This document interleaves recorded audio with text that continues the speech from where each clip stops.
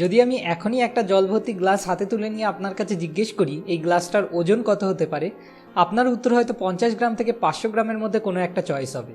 কিন্তু ফ্যাক্ট হলো এতে কিছু যায় আসে না যে এই জলের গ্লাসের অ্যাবসলিউট ওয়েট কতটা, বরং এটা বেশি ম্যাটার করে যে কতক্ষণ অবধি টানা এই গ্লাসটাকে আমি এভাবেই হাওয়াতে ধরে রাখতে চলেছি। যদি আমি কিছু সেকেন্ডসের জন্য এটাকে এভাবেই হাওয়ায় ধরে রাখি তাহলে ঠিক আছে, কিন্তু যদি আমি 1 ঘন্টার জন্য এটাকে এভাবে ধরে রাখি তাহলে আমার হাত ব্যথা করতে শুরু করবে।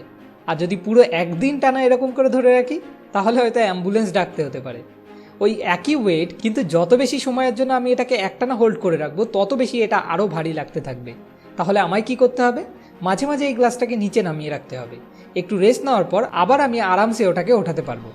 ঠিক এভাবেই লাইফে স্ট্রেস থেকে বাঁচার জন্য মাঝে মধ্যেই আমাদের নিজের মাথা থেকে সব বোঝাগুলোকে সরিয়ে একটু রিফ্রেশ হয়ে নেওয়া উচিত, যাতে আমরা আবার ওই বোঝাগুলোকে খুব সহজেই বেশ কিছুক্ষণের জন্য ক্যারি করতে পারি।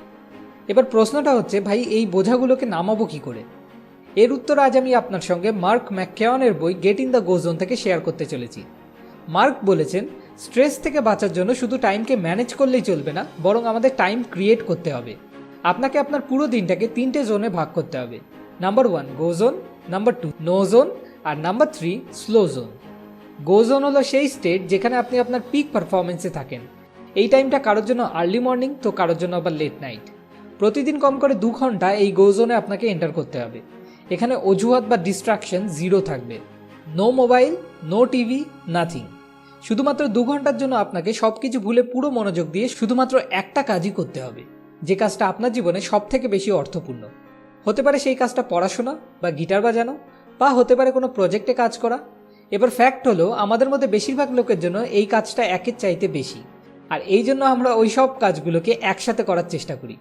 মানে পড়তে পড়তে একটু গিটার বাজালাম, এদিকে গার্লফ্রেন্ডের সাথে হোয়াটসঅ্যাপে চ্যাটও অন রয়েছে, ওদিকে ইউটিউবে একটা নতুন ভিডিও আসছিলো ওটাও দেখে নিলাম। মানে একসাথে 10-12টা জিনিসে মাথা কাজ করতে শুরু করে দিল। ভাবুন, প্রথমে আপনাকে এক হাতে একটা কাচের প্লেট ধরার জন্য বলা হলো, তখন আপনার স্ট্রেস লেভেল কতটা হবে? আর তারপর যদি আপনার আরেক হাতে আরেকটা প্লেট, তারপর আপনার মাথার উপর আরেকটা, তারপর আপনার নাকের উপর, আর তারপর যদি মুখ দিয়ে আরেকটা প্লেট একসঙ্গে ধরতে বলা হয়, তাহলে তখন আপনার স্ট্রেস লেভেল কতটা হবে? মজার কথা হলো আমরা সারাদিন এটাই করতে থাকি, একসাথে 10-12টা জিনিস মাথায় নিয়ে ব্যালেন্স করার চেষ্টা করি। এটাই স্ট্রেসের আসল কারণ। আপনি অ্যাট এ টাইম শুধুমাত্র একটা কাজ করুন, কোথায় স্ট্রেস? যদি থাকেও তাহলে সেটা মিনিমাম। আমরা মাল্টিটাস্কিংয়ের নামে অনেকগুলো কাজ একসাথে করার চেষ্টা করি, যেখানে আসলে মাল্টিটাস্কিং জিনিসটাই একটা ভার্চুয়াল কনসেপ্ট, যেটা শুধুমাত্র কম্পিউটার প্রোগ্রামিংয়ের জন্য ইউজ হয়। রিয়ালিটিতে মাল্টিটাস্কিং নামে কোনো জিনিসই হয় না। এই গো জোনে ঢোকার পর আপনার নিজেকে পুরোপুরি এই সো কল্ড মাল্টিটাস্কিং থেকে নিজেকে নিষিদ্ধ করে দিতে হবে। 1 জব অ্যাট এ টাইম। যদি একের বেশি কাজ হয় তো একটা শেষ করার পর আরেকটা, তার আগে না। এবার প্রতিটা গো জোনের শুরুর আগে আপনাকে নিজেকে নিজে একটা 1 ঘন্টার নো জোন রিওয়ার্ড দিতে হবে।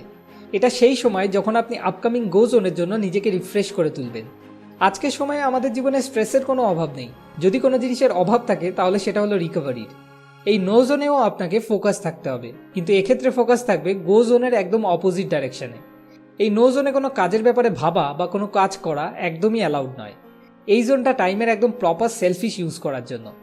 এখানে আপনার সবসময় এম হবে রিফ্রেশ হওয়া, মানসিক এবং শারীরিক দুভাবেই। এর জন্য আপনি মেডিটেশন করতে পারেন, বা যোগা করতে পারেন, বা কোনো রিফ্রেশিং মিউজিকও শুনতে পারেন। এবার রিফ্রেশিং মানে ওই পাগলু গানটা নিশ্চয় নয়। যাই হোক, যাতে আপনি একটু রিফ্রেশ ফিল করেন। নো জোন আর গো জোনে এন্টার করার জন্য স্লো জোন একটা ট্রান্সলেশনের কাজ করে। স্লো জোন মানে আমাদের সবার ডিফল্ট জোন, যেটাকে আমরা কমফোর্ট জোনও বলি। এখানে আপনি লেস অ্যাক্টিভ আর লো প্রোডাক্টিভ থাকেন। যেমন আমার জন্য এই স্লো জোনটা দুপুরে লাঞ্চ করার পর আসে। এখানে আপনার স্বাধীনতা আছে নিজের ইচ্ছা মতো সব কাজ করার। আপনি যদি চান তো টিভি দেখতে পারেন, বা গেমস খেলতে পারেন, বা ইউটিউবও দেখতে পারেন, যেটা আপনার ইচ্ছা। কিন্তু এই জোনে থাকাকালীন কোনো ইম্পর্টেন্ট কাজ করা বা কোনো ইম্পর্টেন্ট ডিসিশন নেওয়া একদমই অ্যালাউড নয়। স্লো জোন 6 ঘন্টা থেকে 8 ঘন্টা অবধিও লেন্দি হতে পারে। এবার এই কথাগুলো শুনে যদি আপনি আজ থেকেই এটাকে একদম পারফেক্টলি অ্যাপ্লাই করার কথা ভেবে থাকেন, তাহলে আপনি ভুল ভাবছেন। কেননা এটা একদিনে হওয়ার জিনিস নয়।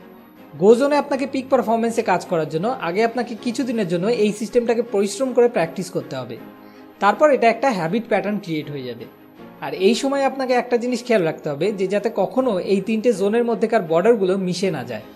যদি কোনো এমার্জেন্সি এসে যায় তাহলে স্লো জোন থেকে ডাইরেক্ট গো জোনে এন্টার করার আগে আপনাকে নিজেকে বলতে হবে let's get in the go zone, যাতে এই বর্ডার্সগুলো কখনো মিশে না যায়। স্ট্রেস এমন একটা রোগ যেটা মানুষের জীবনে সাকসেসের সাথে সাথে বাড়তে থাকে। এই জন্য ইউএসের বেশিরভাগ লোক স্ট্রেসে ভোগে। যদি আপনি এই রোগটাকে ইগনোর করেন, এটাকে ম্যানেজ করার জন্য কোনো স্টেপ না ওঠান, তাহলে একটা কথা খুব ভালো করে জেনে নিন, এই রোগটা আপনার জীবনও কেড়ে নিতে পারে। সবশেষে, যদি এই ভিডিও থেকে আপনার লাইফের কোনো প্রবলেমের সলিউশন খুঁজে পেতে সত্যি এতটুকুও কোনো সাহায্য হয়ে থাকে, তাহলে অবশ্যই লাইক আর কমেন্ট করে আমাদেরকে জানান। যতগুলো লাইক আসবে আমি জানবো ততজনকে আমি একটু হলেও সাহায্য করতে পেরেছি। এটাই আমার আসল উদ্দেশ্য। আর হ্যাঁ, আপনার বন্ধুদের সাথেও এই ভিডিওটা অবশ্যই শেয়ার করুন। কে বলতে পারে, হয়তো তাদেরও এই ভিডিও থেকে কোনো সলিউশন খুঁজে পেতে সাহায্য হয়ে যেতে পারে। পরের ভিডিও পরের সপ্তাহে, এরকম আরও অনেক ভিডিও পেতে সাবস্ক্রাইব করে আমাদের সঙ্গে কানেক্টেড থাকুন। ধন্যবাদ।